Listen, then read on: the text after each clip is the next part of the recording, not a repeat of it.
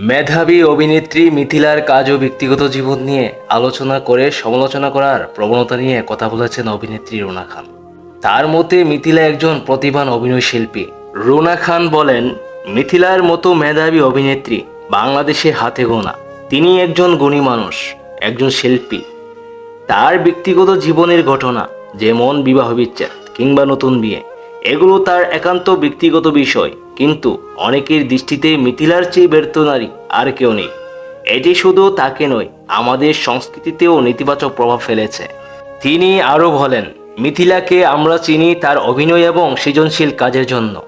তার গান গাওয়ার প্রতিভাও আছে, কিন্তু তাকে নিয়ে কাজের পরিবর্তে ব্যক্তিগত জীবন নিয়ে আলোচনা করা অন্তত সুন্দর একটি অভ্যাস।